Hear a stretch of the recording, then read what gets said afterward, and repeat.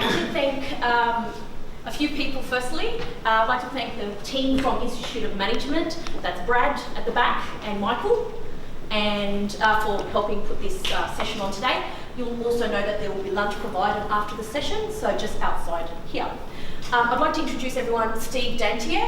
Some people may know Steve. Steve has been doing some of our training courses at the moment as they're running, and Steve's background predominantly is he's a senior trainer and also head of Change School of Management. So he's got a plethora of wealth of knowledge for everyone to share, and today he's going to share with us his knowledge on negotiation, which I think is a critical skill to have, and not just in project management. It's actually a critical skill to have generally for yourself as a personally, if you want to negotiate other things in life, but this is just a little segue into project management. So thank you, Steve. I hope you all enjoy it, and we'll talk later. Thank you. Thanks, Kathy. All right, so good afternoon. I'll just find out what we've got in the audience in terms of role. So who's a project manager now? How many are project managers? Okay. What about business analysts? Any business analysts? Yeah, we've got a few. Any change managers? Not so much change management. Okay. Developers? Any developers? No? Okay. All right. Other? Other? Yeah. Oh, there's a few others. Yeah. Okay. Good. So we've got a variety. That's good. All right. Let's dive in. Try and make an inconspicuous entry. It's a bit hard, isn't it?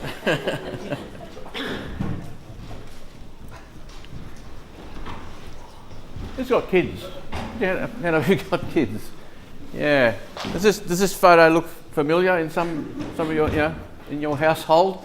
Yeah. What's happening here? Next step in this photo is, come on, Johnny, you got to eat some of your veggies. Okay, and Johnny will say, "Oh, I don't want to eat so many. How about 4 of those broccolis and 2 carrots?" No, that's not enough. That's not enough to get dessert. It's got to be 4 broccolis and 4 carrots. Oh, come on. What about 3 broccolis and 3 carrots? All right, done. Deal. You get dessert. All right. Does that happen in any household? That sort of thing happen? Yes. It's funny. I mean, negotiation starts at a very young age. I'm wondering whether it's actually innate.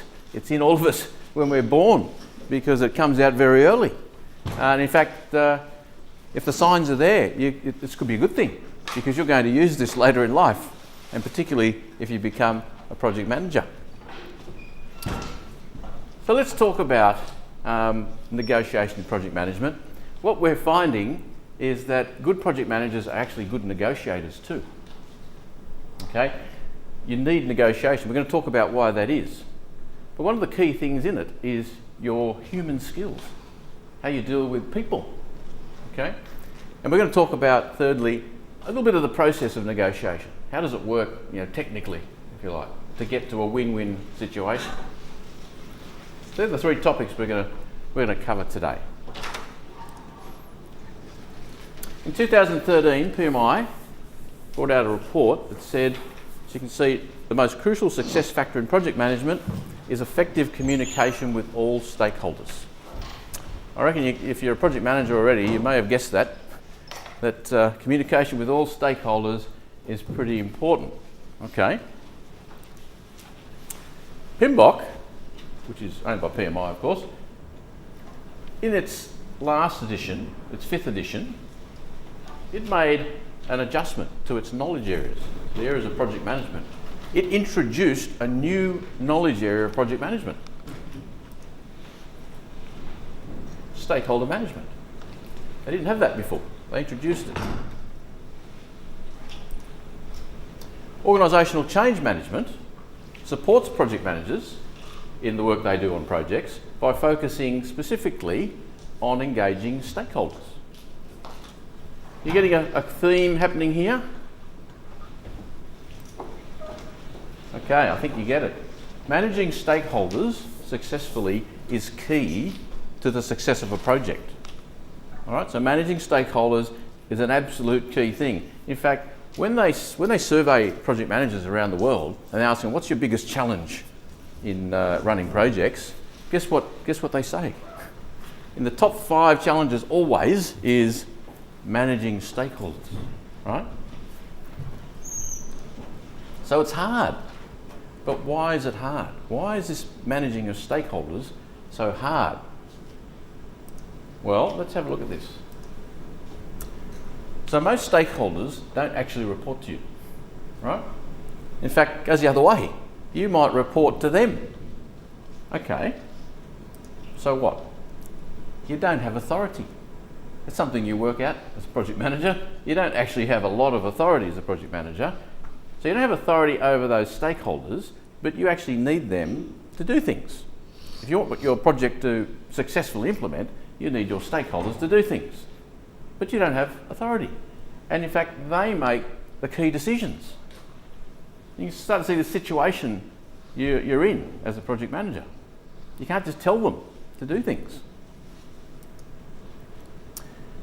Now, to make it even more challenging for you, they don't always come together singing from the same song sheet, if you've noticed.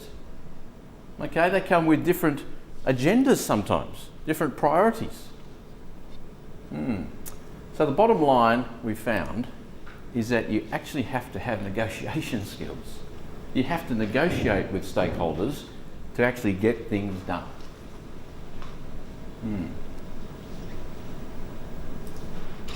Negotiation, therefore, is a key competency area of project management. So let's have a look at some of the skills you need to actually be a good negotiator. Who knows what this is? Put your hand up if you know what EQ is. Yeah, good, yeah, it's getting out there. EQ, emotional intelligence. Emotional intelligence. And the picture here depicts how much of a force it is in what we do. You can see it's compared to your IQ in this graphic. So let's just have a look at what it is. Emotional intelligence, most people know EQ through Daniel Goleman, who is the person that kind of made it famous. Emotional intelligence, what Daniel Goleman said, your emotional intelligence, he actually did some research and he found in leadership that it was twice as important as your technical knowledge or ability in terms of success. And he broke it down into competency areas. Just like you have technical competencies, he said, well, you can have emotional competencies. Okay? So you can get good at this. You can work on it just like you work on your technical competencies. You can work on your emotional competencies. Now, the truth is some people are better at it than others naturally.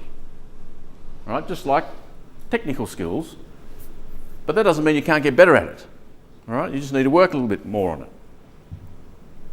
So he broke it down into intrapersonal. You can see the ability to know ourselves, our feelings, and to feel positive about what we're doing in life. So just knowing yourself, how do you react to things? When you're in meetings, do you let frustration boil over? Or can you calm yourself down without letting it out too much? Okay, if things aren't going your way. What about interpersonal skills? So your social skills, effectively. Okay, how do you interact with people? How well do you do that as a skill? Adaptability, your ability to be flexible. Realistic problem solving. Okay, because when you hit problems, how adaptable are you?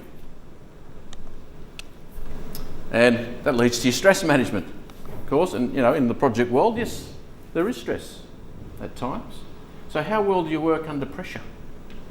Right? How do you react to pressure and stress? These are things you can work on. Okay, emotional intelligence, and just generally your general mood, ability to be optimistic, cheerful. Okay, how do you come across in the workplace? It's no coincidence that there's a direct correlation between emotional intelligence and leadership. Okay, getting people to follow you, to do things. All right, so that's emotional intelligence, is the way Daniel Goleman described it. A human skill that is very handy for your success. I'm going to show you this in action. This is from a movie. In fact, it's the trailer from a movie. Who's seen the movie Inside Out? Yeah, good movie? Yeah. if you haven't seen it, this is just the trailer, so it was advertising the movie. But Inside Out is, I guess you could say, it shows you inside a person's head, okay, their emotions, and it just gives life, it actually gives a persona to their emotions. So this video shows a little bit about emotional intelligence, or more accurately, where it wasn't happening so well. Let's have a look.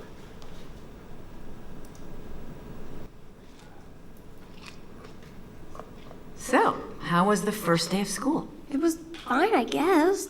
I don't know. Do you ever look at someone and wonder what is going on inside their head? Did you guys pick up on that? Sure did. Something's wrong. We're gonna find out what's happening, but we'll need support. Signal the husband.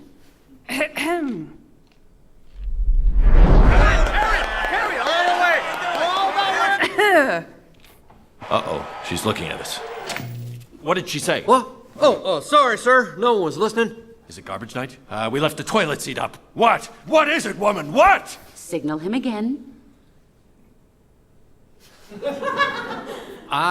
So, Riley, how was school? You gotta be kidding me. For this, we gave up that Brazilian helicopter pilot?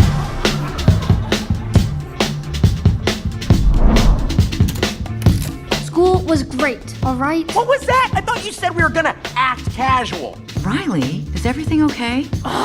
Sir, she just rolled her eyes at us. All right, make a show of force. I don't want to have to put the foot down. No, not the foot. Riley, I do not like this new attitude. Oh, I'll show you attitude, old man. No. Breathe. What is your problem? Just leave me alone. Sir, reporting high levels of sass. Take it to DEFCON 2. DEFCON 2. I don't know where this disrespectful attitude came from. You want a piece of this, Pops? Yeah, well, look. Prepare the foot.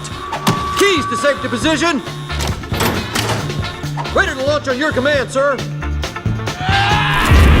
Just shut up! Fire! That's it. Go to your room. The foot is down. The foot is down. Good job, gentlemen. That could have been a disaster. Well, that was a disaster.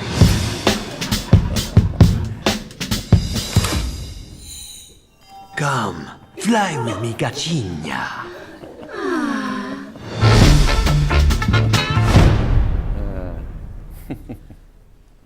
All right, makes you want to go and see the movie, eh?